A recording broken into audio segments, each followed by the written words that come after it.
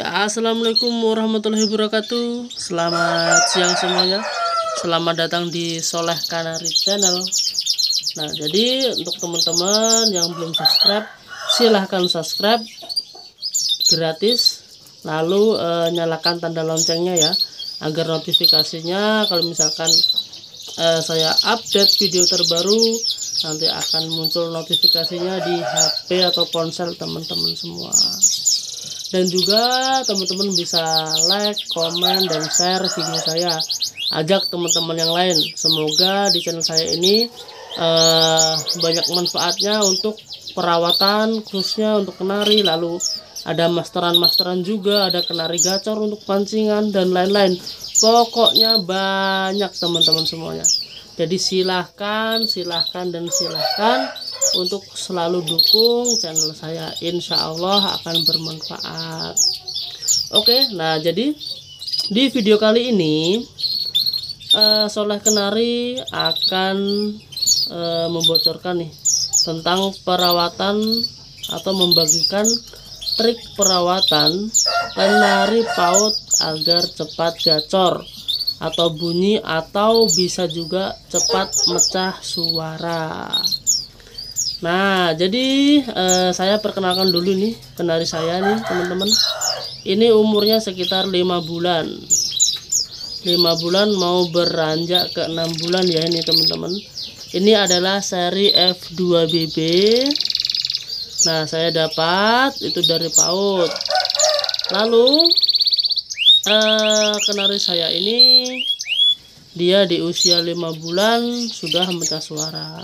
Nah, kemarin juga ada yang request nih waktu saya upload di Facebook, ada yang request, ada yang komen, Om coba dong bagi triknya agar kenari-kenari yang PAUD itu cepat mecah suaranya atau cepat gacornya Om. Oke, jadi kali ini maka saya akan membocorkan triknya. Jadi teman-teman, kenari cepat gacor itu sebenarnya ada 2 faktor ya, ada dari internal dan eksternalnya. Yang pertama dari internal dulu teman-teman. Jadi internal itu dari diri si kenari itu sendiri. Jadi dari terah keturunan.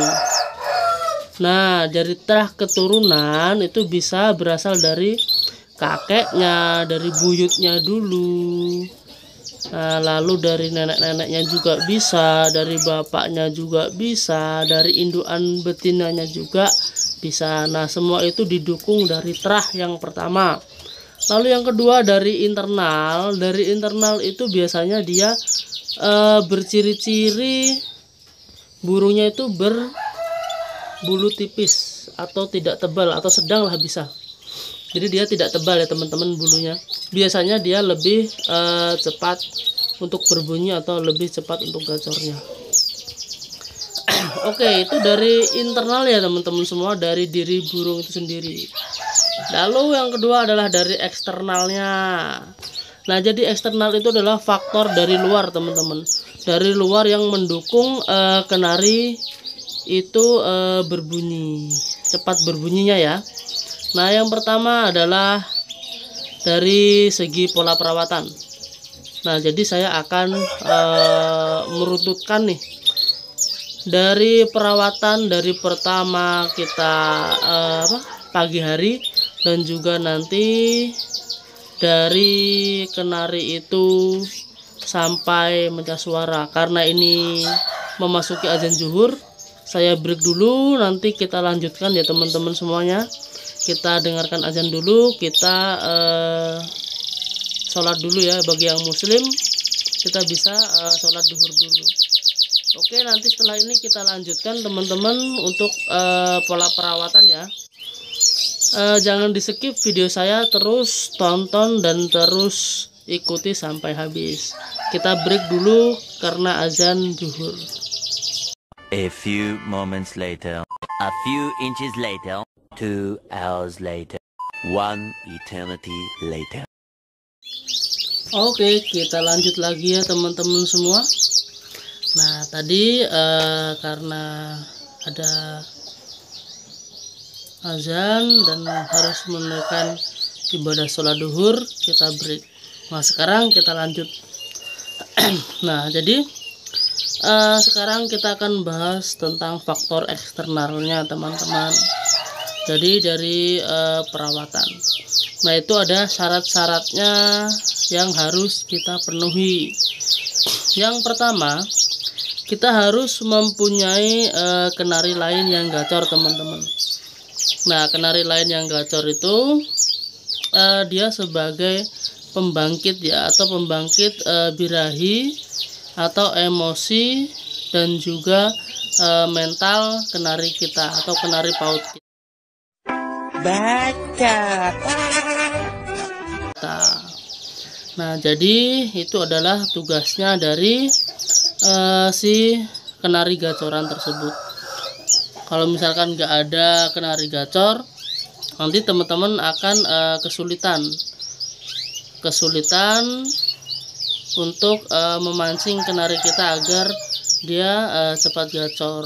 Kalau misalkan kita menggunakan MP3 itu kurang efektif ya, teman-teman. Lalu yang kedua adalah settingan pakan. Nah, settingan pakan kita bisa menggunakan pakan yang tinggi. Kalau misalkan disoleh kenari paut, kita menggunakan pakan tinggi. Nah, teman-teman bisa menggunakan pakan kemasan nih. Nah, baik yang bermerek Goldcoin maupun dari Ebot ataupun SO Belgi, itu terserah teman-teman semua. Itu semuanya tergantung dari seri si kenari dan dari ketebalan bulu si kenari. Semakin tebal, kalau menurut saya itu akan membutuhkan pakan yang lebih tinggi ya, teman-teman. Nah, membutuhkan pakan yang lebih tinggi agar merangsang birahi si kenari tersebut. Lalu untuk EF kita juga menggunakan EF yang tinggi dan yang berprotein, karena memang perkembangannya itu, perkembangan tubuh maupun bulu dari si kenari itu memang di paut itu ya, teman-teman. Nah, jadi sebagai pondasi dia atau sebagai penunjang kesehatannya dia atau fitnya dia nanti kelak waktu dia sudah di umur atau di usia dewasa.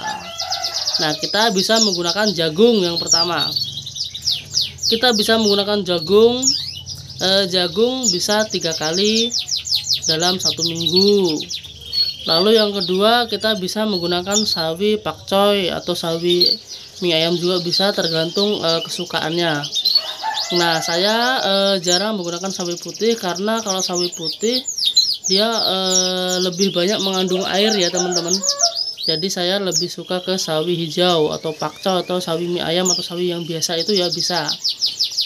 Lalu yang ketiga adalah kita bisa menggunakan telur puyuh ya, teman-teman.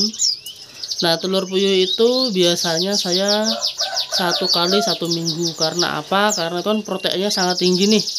Nanti takutnya malah ngelemak di kenari kita. Kalau misalkan sudah ngelemak, agak susah untuk nuruninnya, teman-teman. Nah, jadi kita harus mengatur pola pakan, baik dari pakan bijiannya atau EF-nya. Lalu syarat yang ketiga, tadi kan syarat yang pertama ada punya kenari gacor. Lalu yang kedua, kita settingan pakan kita tinggikan. Lalu yang ketiga nih, kebersihan kandang. Nah, jadi kandang kita wajib bersihkan ya, teman-teman. Kita bisa menggunakan alas atau pakai kertas ataupun koran ataupun pokoknya dia kertas LKS pembelajaran atau dan lainnya itu bisa. Nah, yang penting kotoran itu diserap sehingga kotorannya tidak cair dan tidak berair sekian lamanya di kandang. Nah, jadi kalau misalkan kotoran itu tidak diserap airnya, maka akan becek ya. Kalau misalkan becek, kalau misalkan kita menggunakan apa namanya itu semacam karpet ya, teman-teman. Nah, itu akan ada airnya. Nah, kalau misalnya itu kurang efektif karena nanti ada bakteri yang muncul. Nah, itu nanti akan menyebabkan di gangguan pada kaki kenari itu sendiri, seperti bubul dan lain-lain. Lalu yang kedua, bisa menimbulkan gangguan pernafasan biasanya. Nah, itu disebabkan karena tadi kotorannya itu tidak kering, karena becek tadi ya, sangkar kita. Kalau untuk mengganti alasnya teman-teman, saya biasanya 2 hari sekali bisa diganti. Kalau misalkan 1 hari sekali, dia mungkin baru sedikit, ini tadi baru saya ganti, jadi dia baru sedikit sekali kotorannya. Nah, itu saya biasanya 2 hari sekali saya ganti untuk alasnya. Nah, itu tadi syaratnya ada 3 ya. Kita harus punya kenari gacor, lalu kita ada pakan kita tinggikan, lalu di kebersihan kandang kita jaga. Oke, selanjutnya adalah tahap selanjutnya, kita tahap ke perawatan teman-teman semuanya. Nah, jadi nanti akan saya jelaskan secara terperinci untuk perawatannya. Yang pertama kita keluarkan si burungnya dulu nih. Misalkan kita taruh ruangan kan, kita keluarkan si burungnya, kita buka kerodong dan kita taruh bawah aja, ditaruh tanah ataupun di depan teras nggak apa-apa ya. Yang penting jauh dari gangguan dari semut ataupun dari hewan-hewan lainnya, dari kucing dan lain-lainnya, dari predator lainnya ya. Lalu setelah itu kita buka kerodong, kita kelompokkan kenari yang gacor itu disendirikan, lalu kenari yang paut itu disendirikan. Jadi kita buat 2 bagian. Nah, itu dengan jarak, misalkan kenari yang gacor itu di sebelah timur dan kenari yang paut di sebelah barat. Nah, itu jaraknya bisa 7 ataupun 10 meter teman-teman. Nah, itu cara perawatannya dari pagi hari.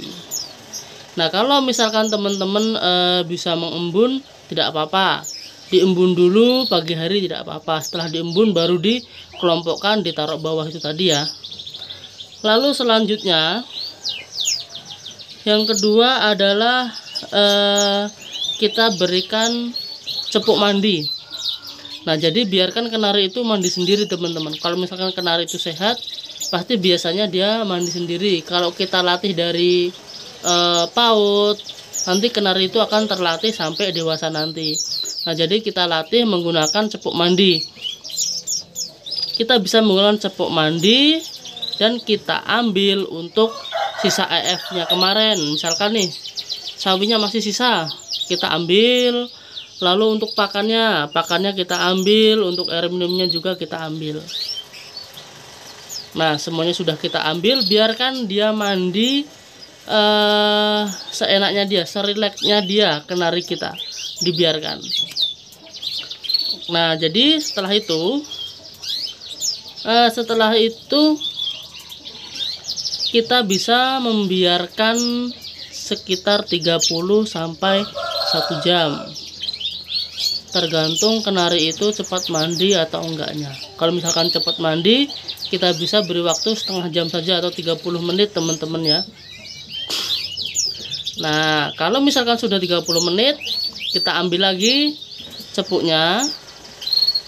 Kita ambil cepuk mandinya tadi ya. Kita ambil, kita tarik cepuknya, kita jemur tipis-tipis saja. Nah, jadi pada saat penjemuran ini dia masih berada di bawah teman-teman, masih berada sejajar dengan pengelompokan kenari-kenari lainnya. Biasanya saya menggunakan 2 shaft. Nah, jadi depan, jadi berhadap-hadapan atau adu ini ya, adu pintu. Nah, bahasanya adu pintu. Jadi berhadap-hadapan dengan jarak sekitar 50 cm 50 cm. Nah, baca. Itu untuk penjemuran. Biasanya saya menggunakan waktu kurang lebih sekitar 10 sampai 15 menit. Karena kondisi di tempat saya ini sangat panas ya, ataupun ya sudah kategori panas lah. Kalau misalkan jam 9 lebih itu biasanya mencapai 30 derajat Celcius. Nah, saya bertempat di Kalimantan Tengah soalnya. Oke, nah tadi setelah kita jemur misalkan selama 10 menit atau 15 menit, setelah itu kita bisa mengganti korannya teman-teman. Nah, kita masih mengganti korannya, dan juga kita masukkan EF yang baru, lalu pakan yang baru, dan minuman yang baru. Nah, setelah kita kasih EF-nya tadi juga sudah saya terangkan secara gamblang tadi ya, waktu di syarat-syaratnya itu. Nah, setelah itu kita bisa menggantungkan kenari itu di teras ataupun di tempat yang dingin, terserah teman-teman di mana. Yang penting aman. Nah, itu biasanya saya gantungkan itu saya kasih sekat ya. Jadi kerodong. Nah, kerodong ini nanti untuk penyekat si burung. Nah, penyekat si burung, tetapi masih dalam pengelompokan ya teman-teman. Jadi kenari gacor itu tidak kita gabungkan menjadi satu untuk pengelompokannya. Jadi dia disendirikan, paut sendiri dan kenari gacor itu sendiri. Nah, untuk